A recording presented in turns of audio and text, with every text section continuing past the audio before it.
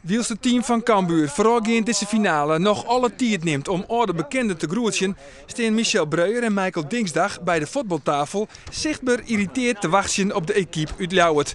Maar Reza en Maatje lieten haar net opjaaien en lezen nog maar eens uit wat haar strategie wezen zal. We spelen gewoon ons eigen spelletje. Nee, klopt. We hebben besloten om de opbouw van achteruit goed te verzorgen en dan overtal creëren op middenveld en van daaruit de spitsen zoeken. Driehoekjes maken, ja. Daar gaat het om vandaag. Driehoekjes maken. Ja. Kijk, maar heel veel succes. Jo. Je zoenen misschien zezen kennen, ach, het is maar een speeltje, maar dat is het zeker net. De belangen bin grut. Het is de grutte finale. En dus ben ze bij Heerenveen echt not amused dat Reza en Maatje salet binnen. Ze zijn al ten eerste te laat, dus laten we maar meteen beginnen. Niet zo doen gelijk. Je wil gelijk beginnen? Ja, tuurlijk. We zijn hier op tijd. De Champions League begint altijd op tijd, maar deze man hebben nog geoefend of nog gegeten onderweg, ik weet het niet. Wat Michael zegt, ja, dat klopt natuurlijk. Ja, 2:30 is 2:30 en dan kan je niet 2:15 je een beetje binnenkomen wandelen en dan denken dat je nog kan inspelen en alles. Dan bepalen wij verder het verloop, dus we gaan gewoon beginnen. Kom aan, boys. We gaan los en in de eerste set komt het duo Breuer-Dingsdag. Hoppa, zo gaat het snel, jongens. Vrij vlug op een trein, 0 vast sprong. En hij komt beziek het Reza zijn Maatje op te peppen. De echte scherpte ontbreekt er nog bij Maatje. En zij eindigt die eerste set in een 10-4 overwinning van Heerenveen. 10-5, ja. Ja, nou, we waren ook sterker, dus het was ook terecht, denk ik. Waar lag het verschil? Ja, voorin bij ons, maar werd het verschil gemaakt. Dat stond jij toch? Ja, klopt. Nog niks aan de hand, nee, alles kan gebeuren. En kijk nog even naar die beker, hè? Ja, dat komt goed. Die gaat mee naar Leeuwarden. Tik hem anders even aan. Oké. In de tweede set is het oorsom. Nou binnen de zwargelijke blikken aan de kant van Heerenveen. En is er een riante vastsprong van Cambuur.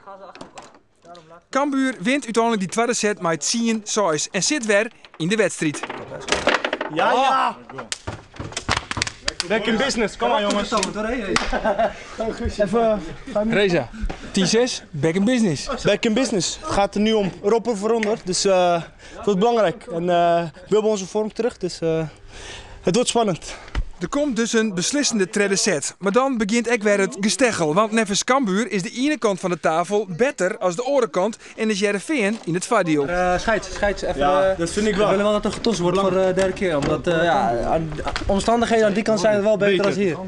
Die zijn wel gunstig, jongen. Wat is dat nou weer? Jongens, dat is wel Dat heb ik gunstig. nog nooit meegemaakt, Ik heb dit. nog nooit zo snel zien staan achter. Maar die bruinen Je zijn kan leuk. toch niet dat je na de tweede helft zegt van we tossen in de rust nog een keer.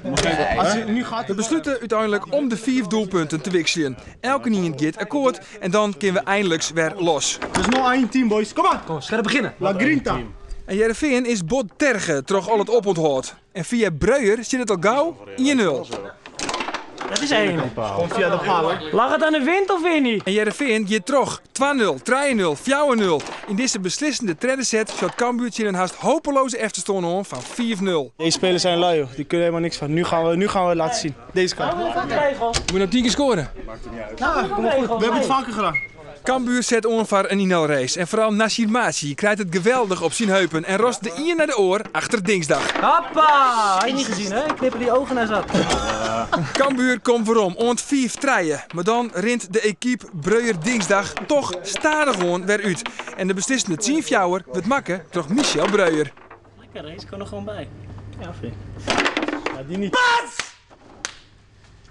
Ik baal wel, ik ga hier niet lekker van slapen. Heerenveen wint net alleen in tafelvoetbal, ze winnen ook het eindklassement. En zo pakt de ploeg aan het eind van dit seizoen toch nog een grote prijs.